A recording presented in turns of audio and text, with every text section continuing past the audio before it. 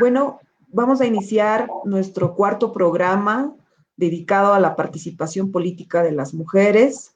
Hemos tenido el pasado 7 de marzo elecciones subnacionales. Han sido elegidas 4.357 autoridades municipales, han sido elegidas más de 300 autoridades departamentales y pues realmente estamos en una etapa de empezar justamente a profundizar mejor en este contexto postelectoral y rumbo también a otras a segundas vueltas, ¿no? Para el 11 de abril.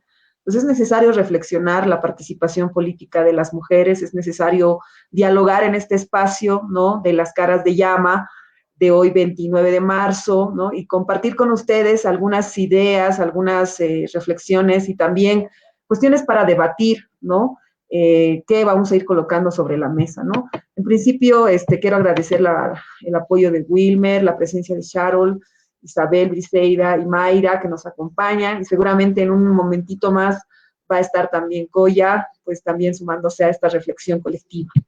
Vamos a iniciar, en principio me parece importante colocar algunas ideas centrales sobre el tema. En esta ocasión yo voy a empezar hablando sobre el tema de la participación de la mujer en dos contextos concretos, ¿no? Primero, en el marco de las elecciones subnacionales, pero también tomar en cuenta la participación de la mujer aymara, quechua, matizarlo un poco de lo que pasa en el área rural con relación a lo que pasa en el área urbana. Y pues me interesa reflexionar con algunas ideas de un texto reciente que sacó Elizabeth López sobre la paridad y alternancia y la crítica a la llamada gestión compartida, que es justamente un caso vinculado a la violencia y acoso político a las mujeres, ¿no? Es cada vez más frecuente desde los años 90 que el poder es local, hay una territorialización del poder y pues realmente las mujeres han cobrado un papel fundamental, más todavía desde esta disposición legal que establece la Constitución y las leyes, que es la paridad y alternancia, ¿no? La primera pregunta que yo me planteo es ¿cómo ha sido la experiencia de la participación política a lo largo de la historia?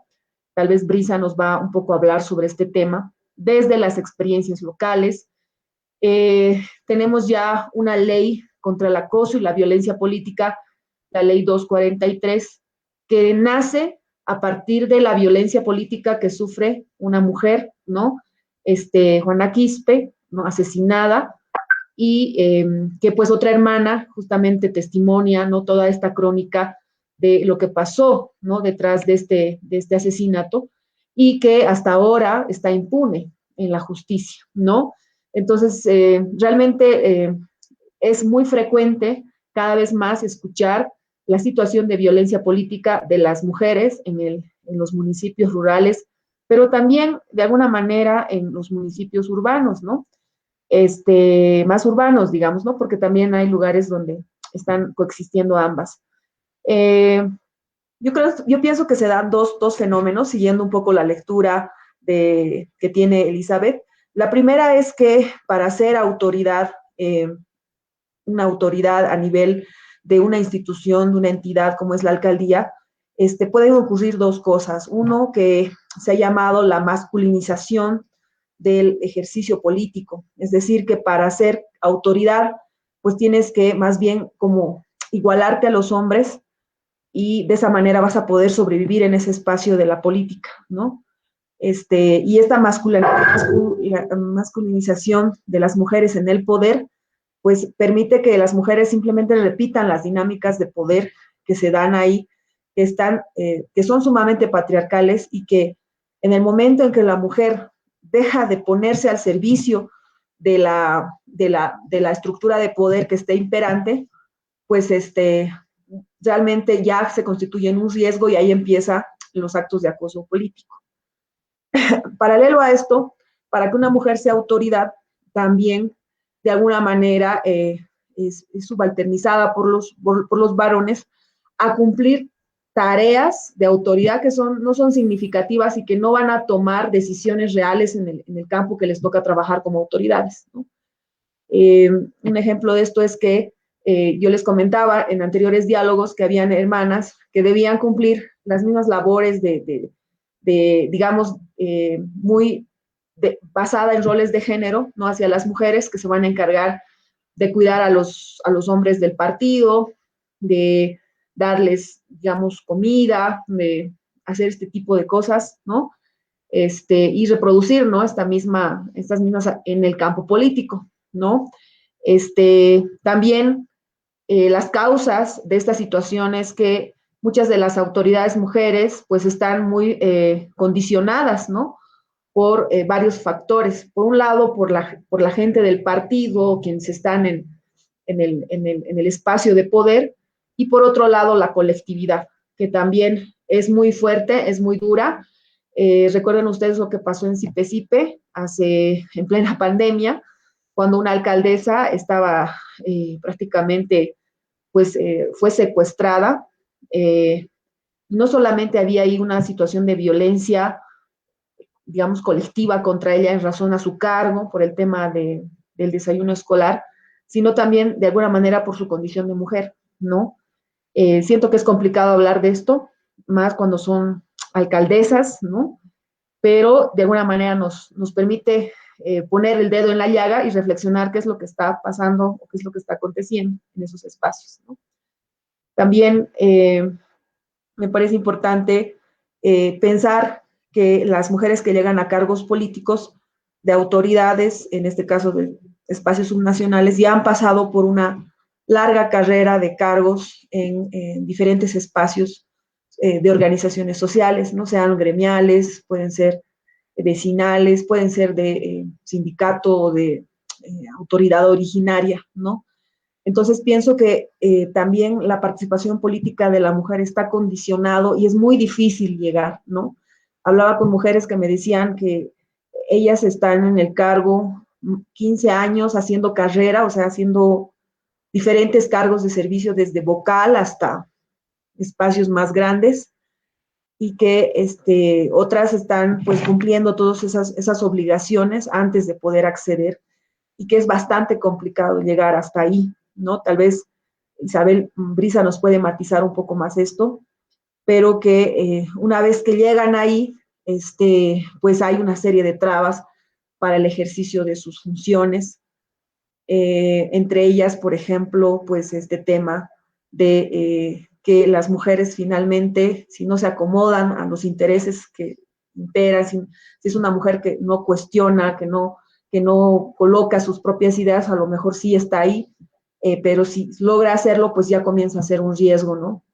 Y finalmente acabar con esta cuestión de la gestión compartida en las comunidades indígenas, recientemente a raíz del reconocimiento de la paridad y alternancia que obliga, ¿no es cierto?, a tener participación igualitaria de las mujeres. Esto ha sido un impacto para las comunidades que se han visto obligadas a acuerdos internos de gestión compartida, donde pues una autoridad ocupa el cargo 2 años y medio y luego la otra autoridad asume, ¿no? Entonces las mujeres que han sido electas como autoridades en un determinado tiempo se ven presionadas para renunciar a sus cargos.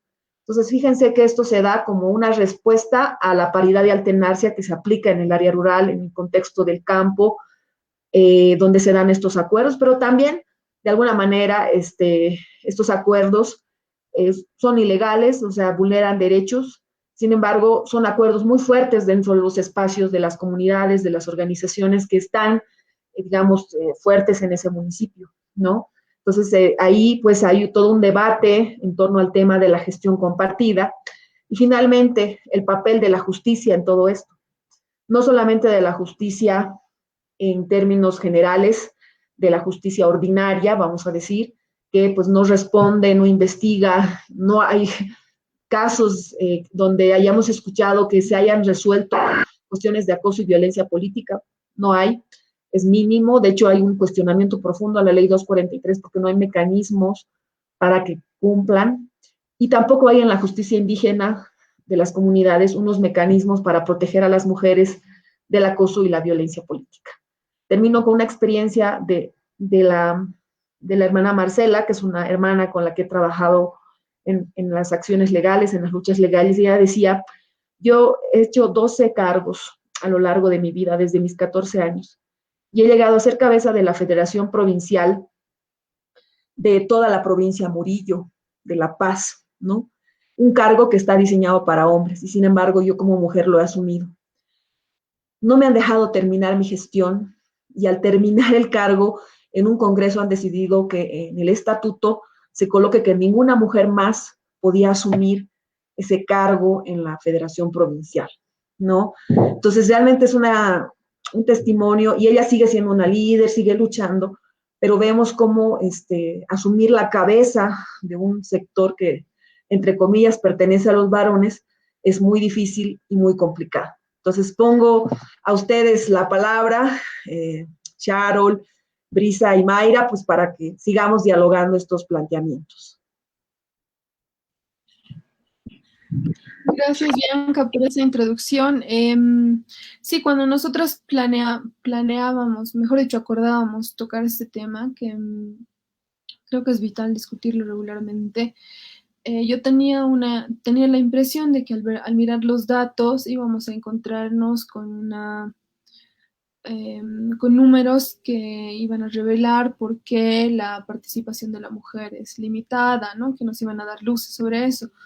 Pero bueno, voy a decir un par de cosas. Primero, que en el informe que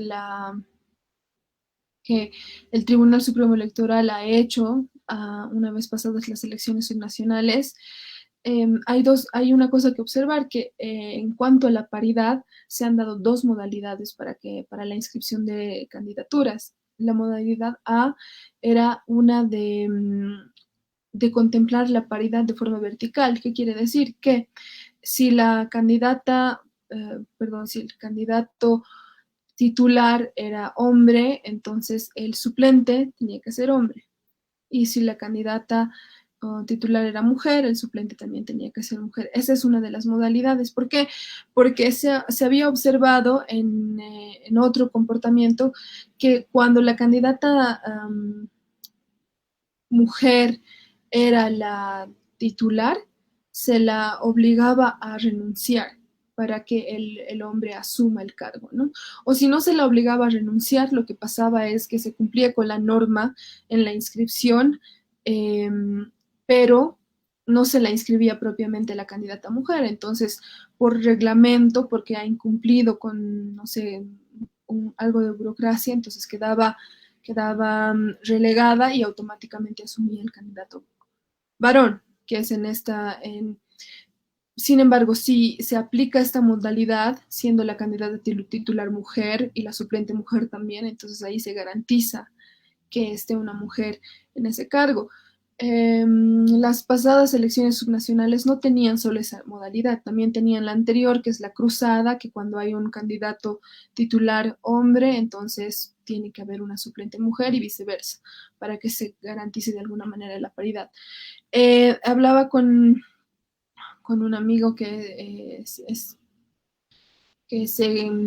especializa en esto de las cantidades, etcétera, me decía que de todas maneras aplicar al mismo tiempo la paridad cruzada es un paso atrás, porque como les había explicado, esta y mil otras formas existen para burlar la paridad. Así es que aunque en el papel exista la paridad y se tenga la representación femenina, en los hechos terminan siendo hombres los que asumen los puestos. Eso por un lado. Y por otro lado, es que al mirar los números después de estas elecciones subnacionales, se puede decir que se cumple, ¿no? O sea, la ley se encarga de que esta paridad se cumpla. El Tribunal Supremo Electoral ha hecho varias revisiones para que esto se lleve a cabo también. Entonces, en los totales, que no voy a dar los datos de todos los departamentos, pero en el total de candidaturas en todo el país, el porcentaje de mujeres es 49.76. Entonces, es como por un pelo que es 50-50 hombres y mujeres. Pero para irnos más al tema de hoy, mi pregunta o mi cuestionamiento es de si este número, que es casi un ideal, ¿no? 50-50, hombres y mujeres, significa que se está gobernando a favor de las mujeres, en contra de la violencia que se sufre, en contra de todos los... em, de todas las dinámicas de la sociedad que de alguna manera limitan las oportunidades de las mujeres y que también las someten a una violencia constante. Entonces, ahí es, creo, el espacio en el que vamos a empezar a discutir, porque un número en la representación política no significa necesariamente que las políticas públicas ni las dinámicas sociales del país cambien en favor de las mujeres, ¿no? Y mucho menos si hablamos de mujeres que viven en espacios rurales donde el machismo está tan naturalizado, ¿no? Ahí les preguntaría.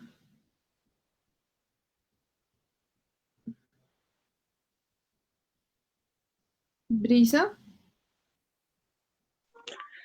Sí, buenas noches a todas. Magalí, Sharon, Mayra, Wilmer y a la audiencia, ¿no? Sí, nos quedan bastantes cuestionantes respecto a la representatividad de las hermanas que están en estos momentos electas. Sin embargo, quisiera también hacer una retrospectiva de cómo se ha dado también ese tipo de coyunturas y sobre qué se está abatiendo e impugnando también desde las mujeres, ¿no? Más desde un análisis o una reflexión histórica, ¿no? Yo creo que si nosotros hacemos una retrospectiva, nosotras en este caso, respecto a la participación política de nuestras hermanas, de nuestras abuelas y de nuestras tías, dentro de la historia misma, son muy pocos nombres de mujeres aymara, quechuas, que se reconocen desde el Estado como lideresas. Es muy reducido.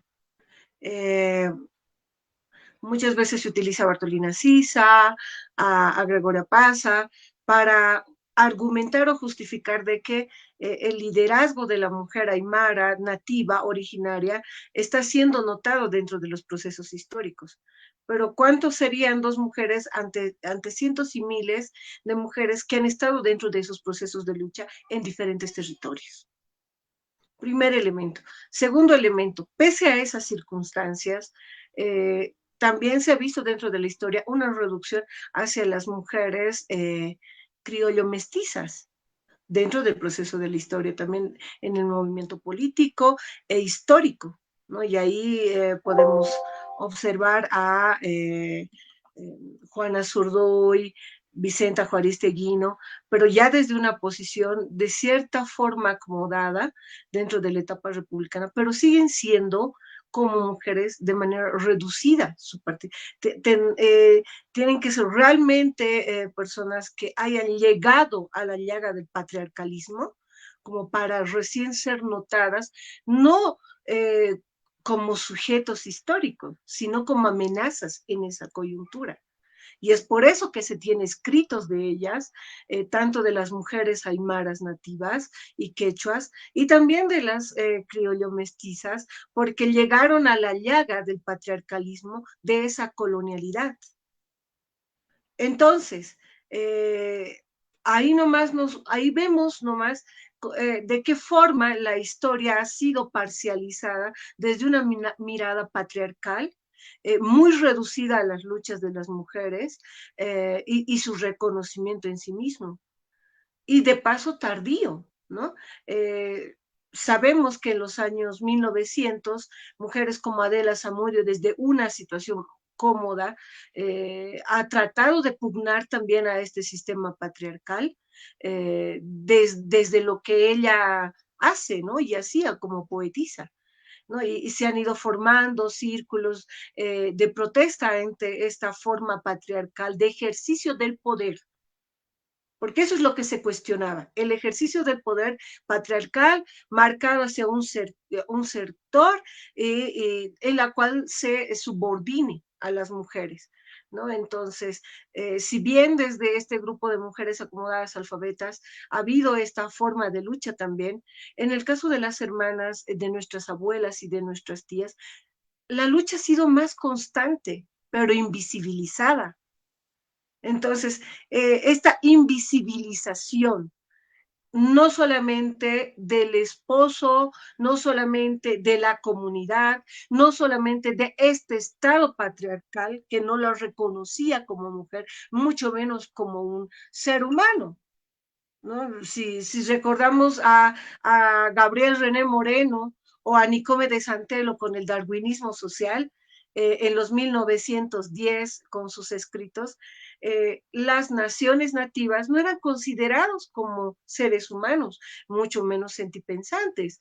Entonces, y eso refiriéndose todavía al nativo varón, ¿no? Porque incluso sus explicaciones están marcadas a un nativo varón asociado a un parentesco con el animal, ¿no? Y no así todavía ni siquiera dentro de su categoría de darwinismo social las mujeres. Entonces, es algo también que se debe cuestionar, ¿no? Y se debe criticar, aún sabiendo de que hay una universidad que tiene el nombre de estas personas o de esta persona que ha ido posicionando esta lógica bastante denigrante del darwinismo social. Ahora, cuando nosotros hacemos una reflexión respecto al movimiento nacionalista revolucionario y su incorporación del voto como tal, ¿cuáles han sido las verdaderas intenciones de esta incorporación del voto universal? Hay que cuestionarse eso también. Muchas veces se ha ido manipulando y poniendo sobre la mesa como un gran logro de este partido, de este movimiento para las naciones nativas, en la cual involucra a los diferentes grupos nativos, pero ¿realmente habrá sido su interés la participación, la integración? De una forma en la cual se pueda respetar a los unos y a los otros, o habrá sido una nacionalización a partir de imponer un espíritu de bolivianidad en desmedro de las circunstancias nativas de su propia identidad nacional, ¿no? Entonces, y esto aún más en el caso de las mujeres. ¿Por qué? Porque incluso en cierta etapa, pese de que se decía universal, en las comunidades prioritariamente han votado los varones. Posteriormente, años después, pese que estaban validadas el voto de las mujeres, no se permitía el voto. ¿Por qué? Porque no tenían la cédula de identidad muchas veces. Muchas de nuestras abuelas no tenían registro como tal y eso les hacía un impedimento dentro de su ejercicio civil como tal. Entonces, hasta que esto se regularice, donde ellas puedan mostrar una forma de expresión política, ha tenido que haber luchas. Y una de las luchas ha sido estos sectores de las mujeres ama de casas con la hermana, la tía, nuestra abuela Domitila Barrios. Y le digo Domitila Barrios porque muchas veces le ponen Domitila de Chungara. Chungara no es el apellido de Domitila, es del esposo. Pero ahí seguimos viendo el ejercicio del patriarcalismo en el sentido de que mujer que se casa con varón en ese momento tiene que llevar el apellido del esposo para ser reconocido civilmente esa pareja por el Estado, perdiendo su propia identidad familiar dentro de la sociedad.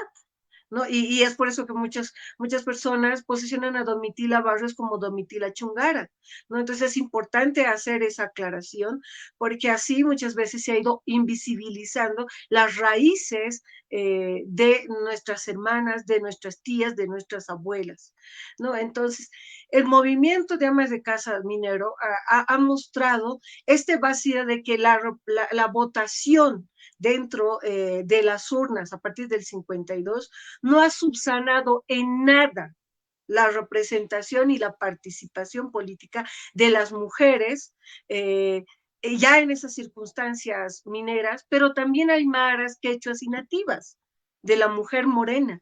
No ha subsanado en nada, y es por eso que estas mujeres se levantan, y no ha subsanado no solamente como cónyuges de sus esposos en un criterio socioeconómico, sino también como mujeres como tal, qué condiciones se garantizaban. Por eso es que muchas de ellas seguían siendo críticas con el feminismo. Eran críticas porque no sentían en su vida misma esos alcances, ese análisis reflexivo desde el feminismo como tal, ¿no? Entonces, de alguna forma, ciertos sectores políticos populares tratan de capitalizar esta situación, y uno de los sectores políticos como tal es Condepa.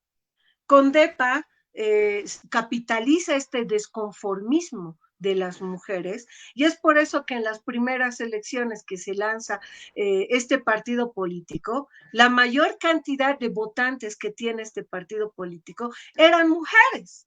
¿Por qué eran mujeres? Porque este partido político había utilizado instrumentos comunicacionales donde permitía visualizarse a esa mujer luchadora del día a día, a esa mujer comerciante, a esa mujer que está en la agricultura, que está en procesos de lucha y que de alguna forma le permite esos medios comunicacionales que tenía este partido político con Carlos Palenque, al menos en el lado del occidente.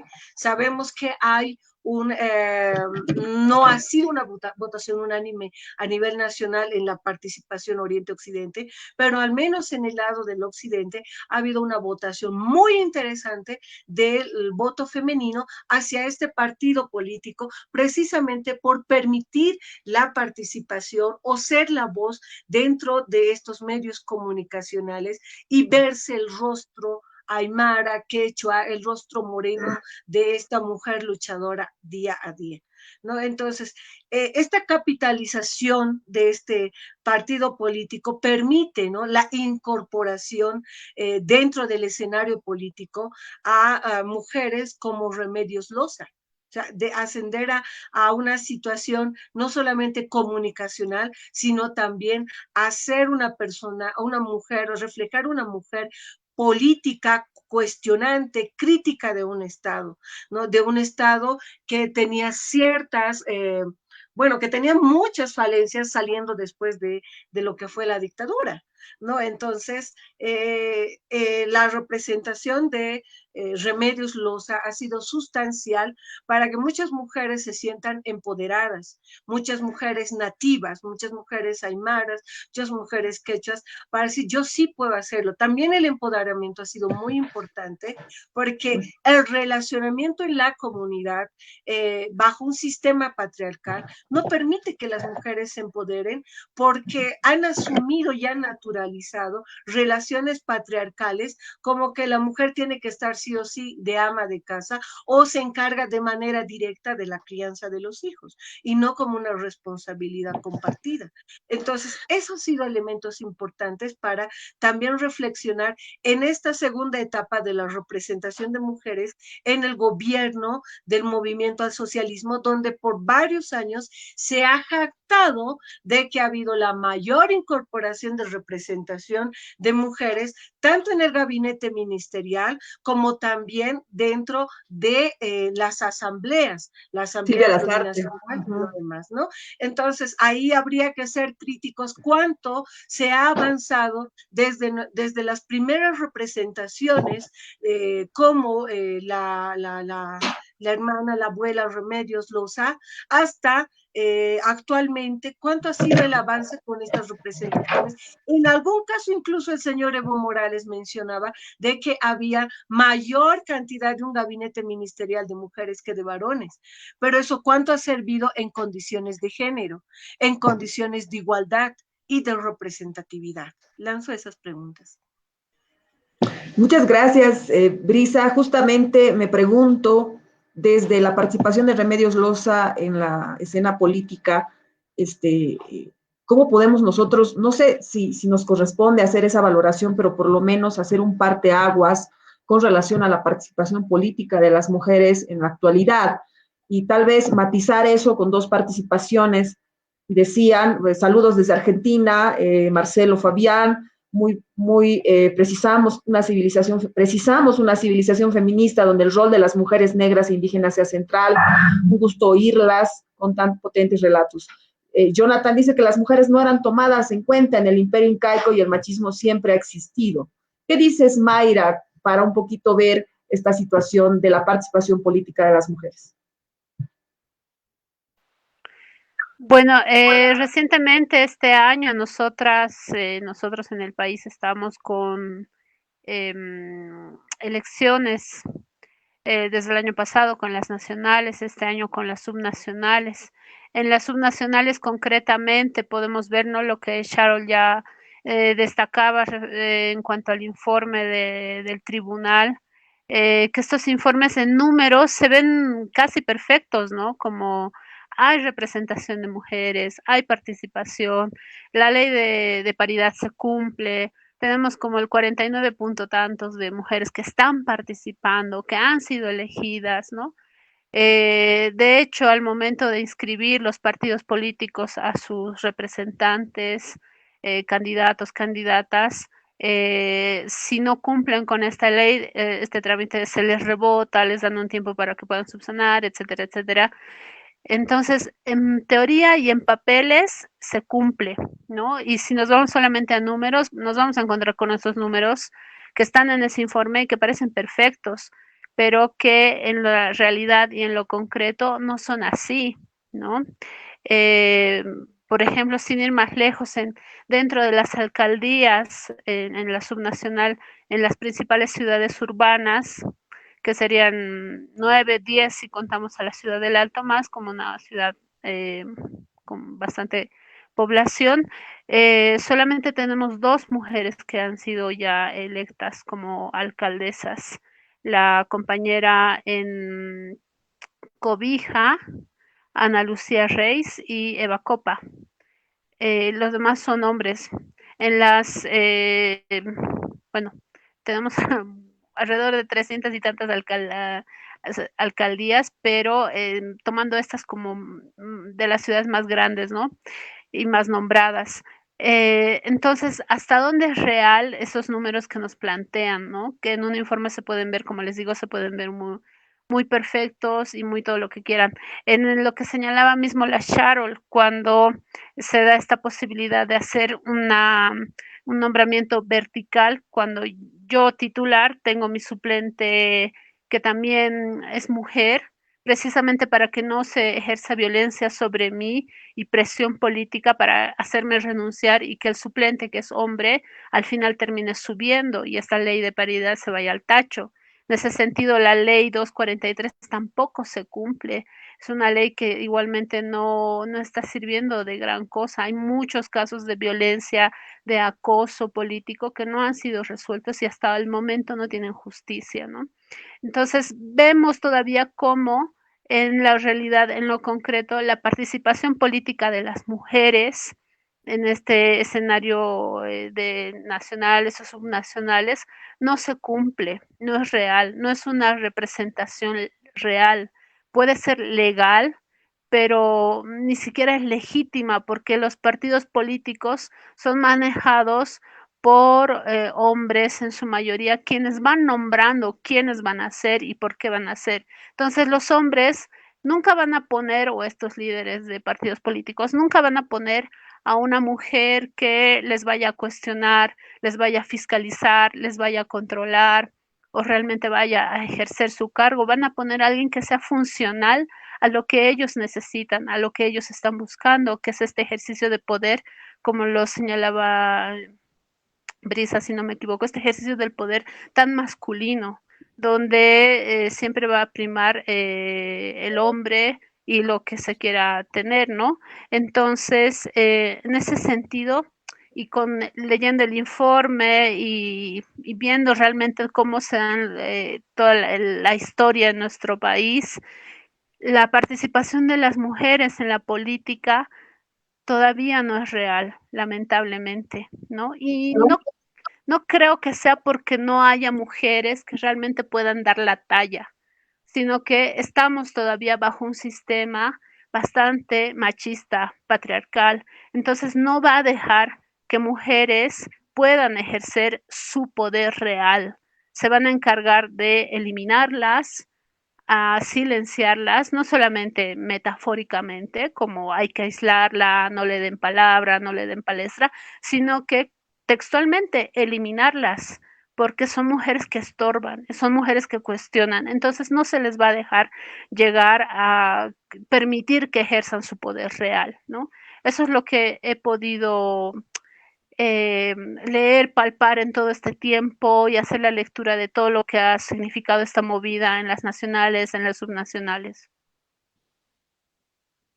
Sí, ¿qué implica, no? La paridad y la alternancia en una sociedad que mantiene las estructuras de desigualdad con la mujer, ¿no? Creo que eso es lo que tal vez está de fondo, y esas estructuras de desigualdad, pues, tienen que ver con el poco todavía acceso a la educación de muchas mujeres, tiene que ver con todavía graves desigualdades económicas, tiene que ver con este relacionamiento no machista que todavía existe por medio de la violencia, que está cada vez más frecuente, ¿no? Entonces, ¿cómo podemos plantearnos una participación política teniendo en cuenta estas estructuras de desigualdad que también de alguna manera salpican el campo político, entre lo que dice Brisa, una reivindicación de la mujer, donde siempre se recuerda, se pondera a la mujer, se habla de igualdad, en las asambleas se dice, pues por género, la compañera. Sin embargo, también hay un escenario de invisibilización, ¿no? Tal vez esta invisibilización tiene que ver con esto que nos hablaba Mayra, ¿no? En el sentido de que, a ver, no se trata solamente de no dejar hablar a la compañera, de excluirla, sino que muchas de la toma de decisiones donde las mujeres participan, inciden, tampoco es que, como dice Brisa, pues logren traspasar de alguna manera esta brecha y ser actores preponderantes, históricos, ¿no? Todavía existe una invisibilización importante. ¿Qué dice Sharon? ¿Qué opinas tú sobre este tema? Bueno, creo que vamos a identificar varias dinámicas sociales que no permiten que la mujer tenga un mismo acceso a estos espacios. La educación, como ya lo has mencionado, pero creo que también cuando se habla de paridad desde el Tribunal Supremo Electoral, es imposible que se genere algún cambio sin que la ley vaya acompañada de la educación y sin que la educación vaya acompañada de la ley. ¿Qué quiero decir? Cuando se pone una ley antirracismo, si no se generan espacios educativos con diversos actores sociales, con diversos estratos de la sociedad y no nos educamos en ese sentido, la ley va a acatarse, va a ser incluso un arma de manipulación, yo qué sé, pero no se está generando una transformación. Lo mismo en la paridad, cuando hablamos de paridad y el Tribunal Supremo está afanado en cumplir la ley, la va a cumplir, pero no se ha hecho un cambio real. Entonces, en papel vamos a seguir teniendo esta paridad, pero no va a significar que las mujeres estén hablando en primera persona en ningún puesto de poder. Y cuando decíamos si esto es, si la participación de las mujeres en la política es una cuestión de voz propia o de eco, precisamente queríamos centrarnos en esa idea, que puedes jugar a ser una Yanine Áñez que va a ser una ficha más en una agenda mucho más grande, que va a responder a otros actores que van más allá de ella misma, otros intereses que van más allá de ella misma y va a actuar en consecuencia. Es mujer, pero no sé qué tanto haya hecho la presencia de Yanine Áñez en pro de cómo se trata a la mujer en esta sociedad. Y también puedo pensar en Eva Copa y preguntarme genuinamente si Eva Copa va a ser el eco de una agenda anterior establecida, o va a ser su propia voz, una voz que cuestione, que se autocuestione, que cambie de opinión cuando sea necesario y que vaya revisando constantemente todas las aristas de su gobierno, si va a ser coherente con esa idea de la participación de la mujer en un centro de poder, siendo ella la que tome decisiones sin convertirse en un eco de otras agendas. Sigue la interrogante allí, pero creo que de alguna manera en la política boliviana siempre han llegado estas acciones de manera coja, ¿no? Por un lado la ley, pero sin ninguna medida de educación masiva, de transformación de nuestros pensamientos y paradigmas respecto de estas realidades. Y así coja como está la ley de paridad, como la ley de antirracismo y muchas otras leyes, poco o nada van a poder hacer. De hecho, creo que en perjuicio de cambiar estas realidades, nos dan la ilusión de que hay algo ahí, de que hay una cierta conciencia, de que se está actuando para cambiar esto, cuando en realidad es casi que un placebo simplemente. Sí, sí, igual, no sé Me si tú, gustaría decir algo sí, respecto a aquello, Magalí. dale, Sí, dale. yo creo que en marco de lo que preguntabas, Magalí, creo que lo que hay que repensar es el tipo de democracia y elección en la cual se ha ido apropiando durante todos estos años desde la época neoliberal, etcétera, en la cual solo se ve esa forma de elección y bajo esa óptica siempre vamos a tener ese tipo de problemas, porque se ha normalizado esta forma de elección, esta forma de democracia en todos los espacios, desde la escuela, las organizaciones sociales y posteriormente ya en una elección nacional, claro, con algunas precisiones de alternancia. Pero si se sigue manteniendo esta estructura de elección, va a seguir manteniéndose esta forma patriarcal de elegir a las personas. ¿Por qué?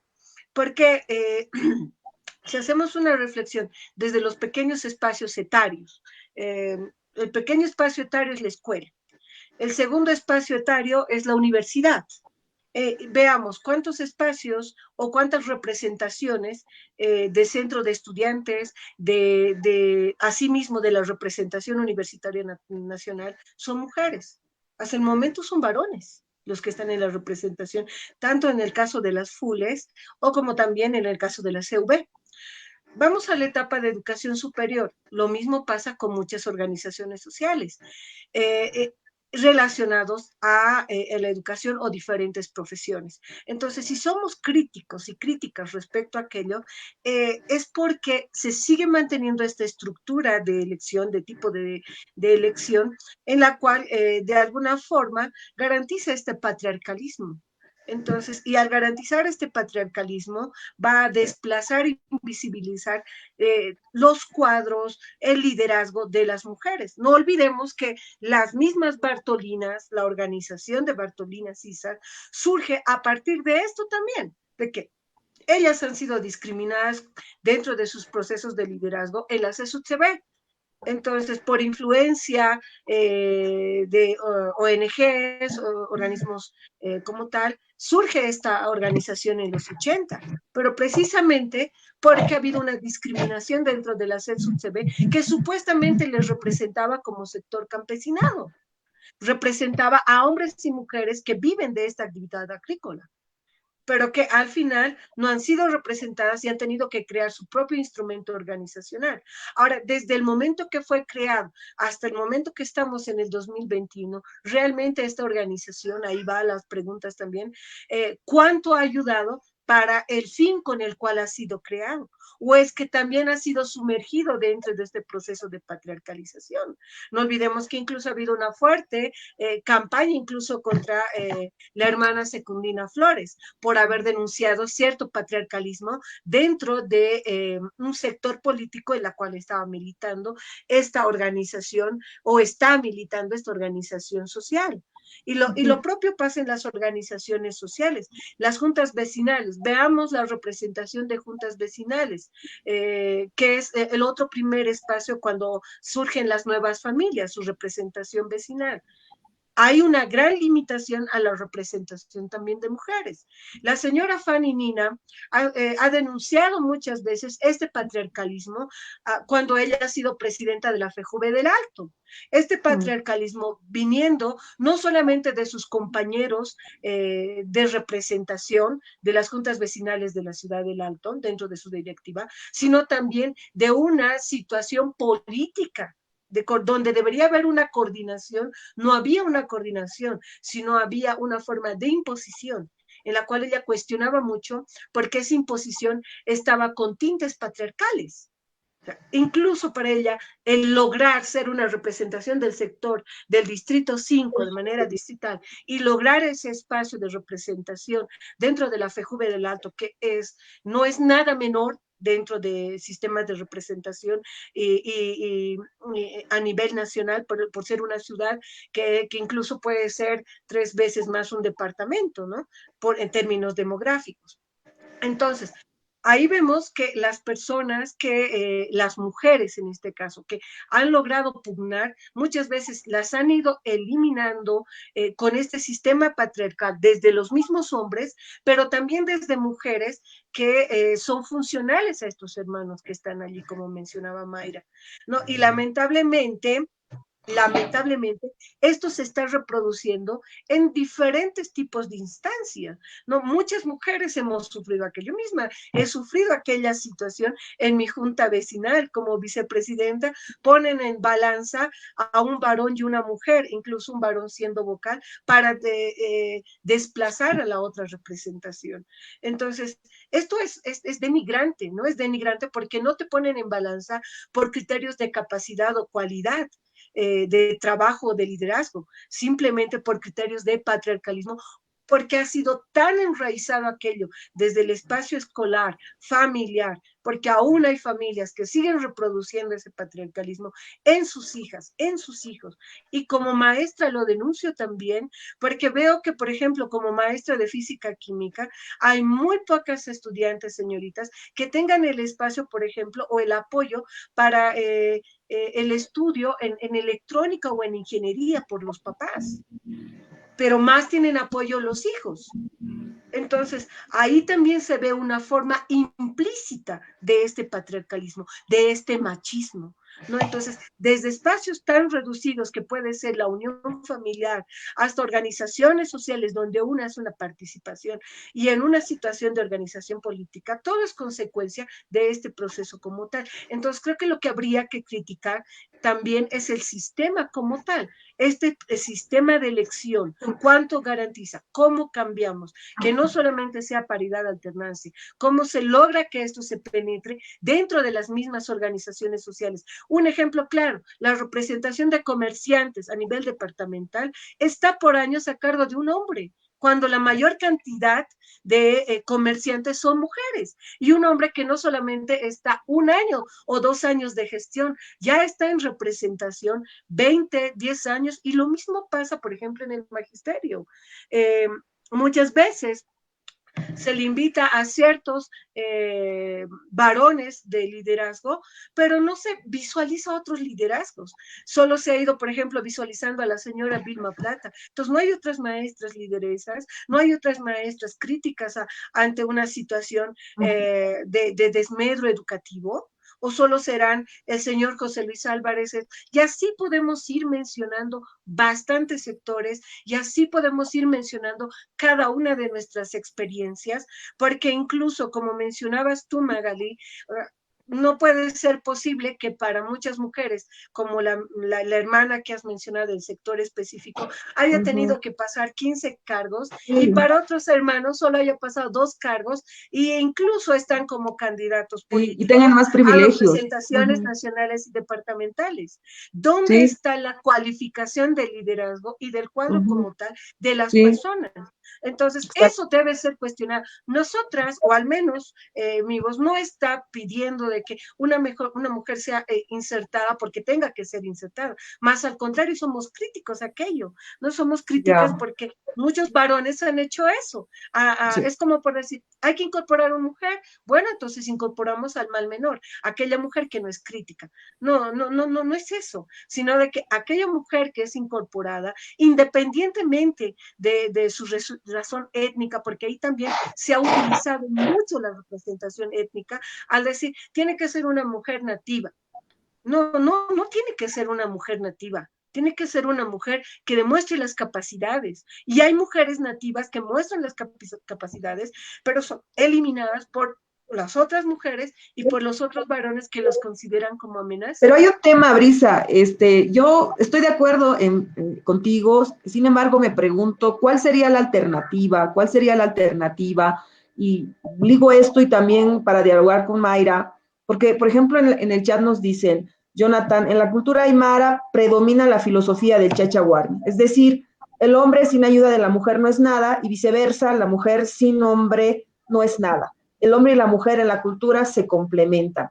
Yo la verdad siento que ahí pues también, o sea, la alternativa que producimos, por ejemplo, desde los feminismos comunitarios, o esta idea del chachahuarmi, que no sé si está inserta en esta, me corrigen, pues también tiene que ver con cuestionar este tema desde las otras alternativas. Miren, Marcelo Fabián Luna nos dice, así es, dice Lorena Capnal, feminista comunitaria indígena de Guatemala, del pueblo Jinca, antes de la colonización hay disputas territoriales en los pueblos indígenas y los cuerpos de las mujeres iban a ser también el botín de guerra de los caciques y los señores, grandes señores, y por lo tanto había violencia sexual, y si hay violencia sexual y hay guerra, hay poder, y el poder sobre otro cuerpo que es patriarcal. ¿Qué dices, Mayra, sobre este tema, también pensando en estas alternativas a la paridad de alternancia de esta mirada crítica también?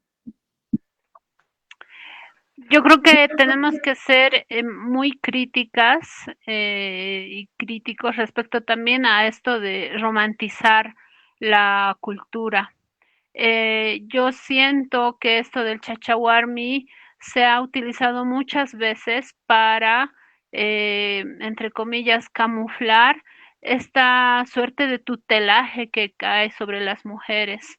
Las mujeres no pueden hacer tal o cual cosa si no están acompañadas por un hombre necesariamente o indispensablemente. Y no estoy de acuerdo. Porque las mujeres de manera independiente, autónoma, pueden igualmente ejercer. Eso no significa que vayan a tomar decisiones, entre comillas, desequilibradas o equivocadas respecto a algo, ¿no? Esta presencia de hombre-mujer puede ser tomada desde el ámbito espiritual, lo respeto, lo entiendo la energía del masculino, la energía del femenino, pero en lo concreto, utilizar toda esta cosmovisión que va mucho a algo muchísimo más profundo para justificar que las mujeres no puedan tomar decisiones de manera autónoma, no me parece real. Y como ya lo habíamos discutido en anteriores encuentros, la cultura va avanzando y se va modificando y tenemos que ir también por ahí. Entonces, en relación a lo que le decía la Brisa también, ¿no? Como esta suerte de que las mujeres vamos siendo excluidas desde espacios muy, entre comillas, pequeños, reducidos como el colegio, las juntas escolares, ¿no? Donde sabemos todos, todas, que son las mamás las que están siempre ahí, pero entre 20 mamás hay un hombre, bueno, él va a ser el presidente, él va a ir a la representación, él va a hablar, él va, ¿no? Entonces no es real. Lo mismo en estos ámbitos de conocimiento más especializados como física, astronomía, astrología, etcétera, etcétera. Hay presencia de mujeres mínima, no porque no podamos, no porque no queramos, sino porque también se da una suerte de exclusión sistemática para las mujeres. Los hombres entienden esos espacios como masculinos, entonces cuando entra una mujer se da una suerte de acoso, de aislamiento, hasta hacerla renunciar a eso, ¿no? También hay muchos testimonios de mujeres, de compañeras de la UPEA, de distintas carreras, que han denunciado cómo desde sus carreras también han sido excluidas y acosadas hasta ese punto de hacerles renunciar a su carrera, a su estudio, porque esos espacios son, entre comillas, son masculinos y los hombres tienen ahí prioridad y ellos tienen que estar, y no es una carrera para mujeres, ¿no? O las mujeres no tienen que hacer tal o cual cosa. Lo mismo en estos espacios de lo que estamos hablando, los espacios de representación política, es muy fuerte para las mujeres. Ya, digamos, haber sorteado toda esta suerte de obstáculos para llegar a ser elegidas, pesa sobre las mujeres también toda esta estructura patriarcal, donde en las mujeres se carga el peso de la familia.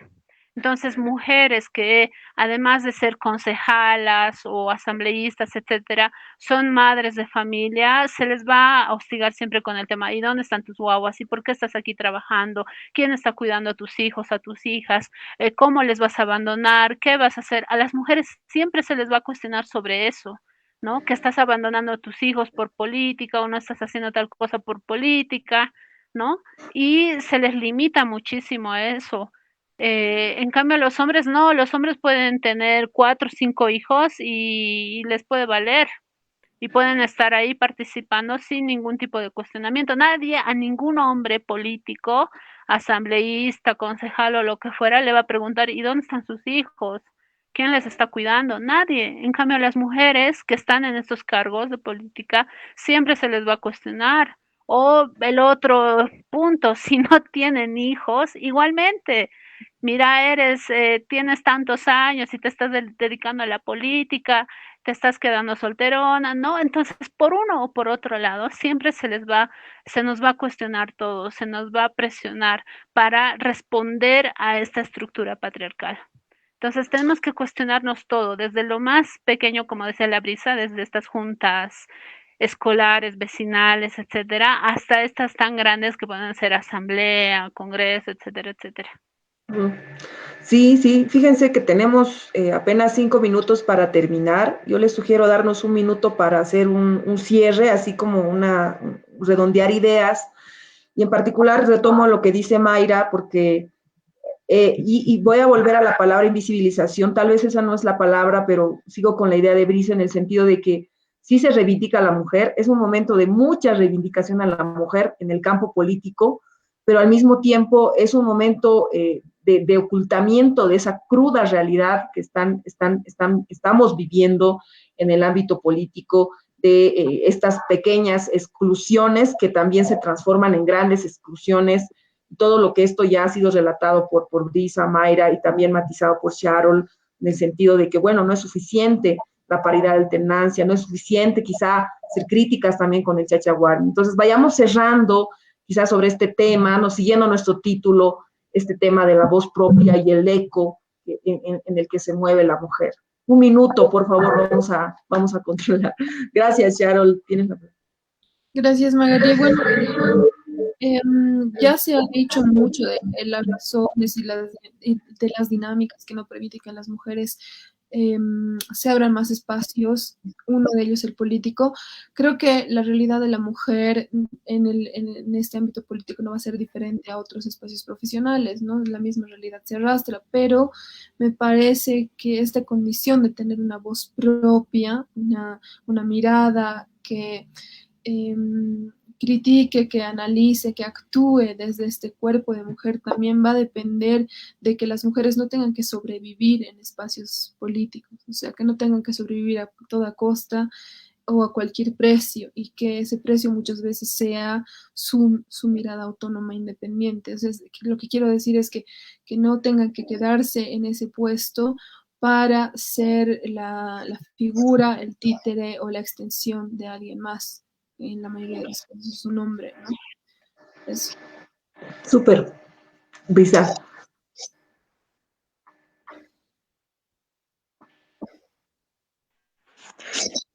Sí, creo que hay una gran responsabilidad ahora dentro de las representaciones departamental y nacional, en el sentido de que Últimamente en las elecciones pasadas se ha utilizado mucho dentro de sus campañas políticas instrumentos como violaciones relacionados a también a campañas mediáticas en caso de relaciones de políticos con menores de edad, etcétera, pero pero en realidad solo han sido instrumentalizados para botines políticos de ciertos grupos elitistas. Entonces, creo, y es muy importante que tanto mujeres de uno o de otro partido tengan claro de que no se puede justificar situaciones como esa y deben ser críticas y críticos respecto a ese tipo de usos de imágenes, a ese tipo de usos políticos instrumentalizados. Y si desde ahí una es íntegra con ese tipo de cuestionamientos, eso va a permitir a que realmente su representación sea válida, ¿no? Sea válida en términos de género. Si no, simplemente va a ser funcional a la representación política en la cual está, ¿no? Entonces, es bien importante ser cuestionadores y cuestionadoras desde allí, con quien fuese, ¿no? Entonces, de allí va a generar estos reflejos en los otros espacios que ya habíamos hablado, en las organizaciones sociales y asimismo dentro de la interacción de las comunidades, ¿no? Porque no es aquí una cuestión de justificar la forma en la cual se está trabajando en las comunidades, porque hay muchas cosas que también deben ser críticas, ¿no? Y deben ser criticadas para una reflexión colectiva, así como se plantea dentro de esa misma comunidad, y romper esa normalización que ya muchas veces han ido asumiendo dentro de diferentes sectores a los cuales ahora se vuelven comunidades y dicen, no, nosotros mantenemos, pero si reflexionan colectivamente, no todo lo que consideran normal o están manteniendo va a ser bueno. O sea, tiene que reflexionarse también las cosas negativas, ¿no? Y en estos casos también la representación de las comunidades. Cuando dicen chacha guarmi, debería ser también guarmi chacha. O sea, el asumir la igualdad no solamente debe asumirse desde chacha guarmi, sino desde guarmi chacha también, o en algunos casos solamente asumen ni siquiera los chachas, los hijos cuando no tienen, cuando son hijos de familias de viudos o de viudas, pero no es el mismo trato con los varones que con las hijas mujeres. Entonces, reflexionar sustancialmente eso en las comunidades es muy importante en sentidos de equilibrio y igualdad de representación en varones y mujeres.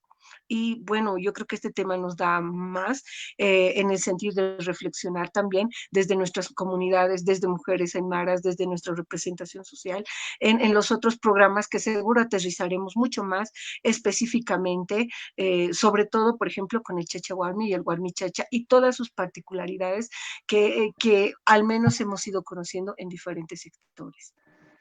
Muchas gracias. Mayra. Gracias, Magali. Yo, bueno, aprovecho este minutito para hacer un llamamiento a las mujeres en general para que en todos los ámbitos, no solamente estos grandes cargos que podamos ver como tomadores de decisión, sino que desde los más pequeños, simples, etcétera, no me ha parecido lindo mencionar esto de las juntas escolares, las juntas vecinales. Desde todos estos espacios, las mujeres podemos tomar y ejercer realmente el poder que tenemos, que nos ha sido arrebatado hace mucho tiempo y que aún no logramos recuperar. Entonces, hacer un llamamiento a todas las mujeres para que en realidad podamos tejer estos lazos y acorparnos, apoyarnos nosotras para realmente que este cambio del manejo del poder tan masculino pueda ser real y pueda hacerse concreto, que podamos acompañarnos en distintas situaciones. Hay muchas hermanas denunciando situaciones de violación de derechos muy grandes y necesitan el respaldo, necesitan el apoyo, ¿no? Tanto en acoso político, violaciones, violencia machista, etcétera, etcétera. Entonces, sí podemos apoyarnos entre nosotras. Realmente yo creo que podemos hacer y generar este cambio que tanto anhelamos desde hace tantos años atrás, ¿no? Muchas hermanas como Domitila, y más hermanas se han ido ya y no han podido ver mucho de este cambio. Entonces, que nos sacudamos todo eso, que podamos dejar todo eso atrás y que realmente podamos ejercer el poder que tenemos para cambiar esto de una vez por todas. Gracias, Mayra. Me quedo con algunas ideas fuerza.